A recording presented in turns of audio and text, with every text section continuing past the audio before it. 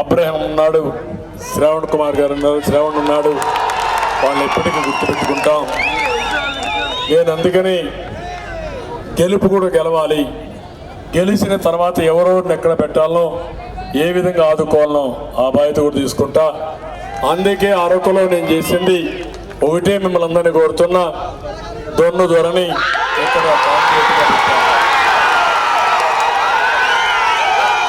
మీరు ఆయనకి పూర్తిగా సహకరించండి.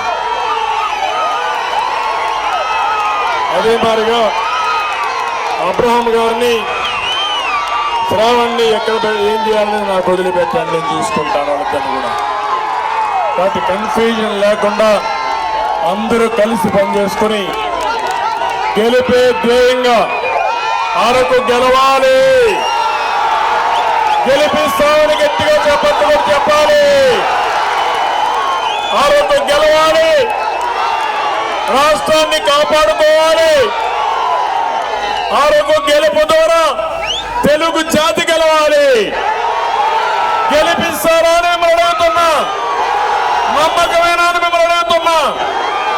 గట్టిగా చప్పట్లు కూడా చెప్పండి, గెలిపిస్తామని. చాలా సంతోషం. మిగిలిన విషయాలను కూడా నేను ఎక్కడికక్కడ మాట్లాడతాను. ఈరోజు మీరు చూపించిన అభిమానం శాశ్వతంగా నేను బతుకున్నంత వరకు నా గుండెల్లో పెట్టుకుంటానని మరొక్కసారి మీ అందరికీ హామీ ఇస్తూ, నా జీవితంలో ఎప్పుడూ చూడని స్పందన చూశాను. చాలా ఆనందంగా ఉంది, చాలా ధైర్యంగా ఉంది.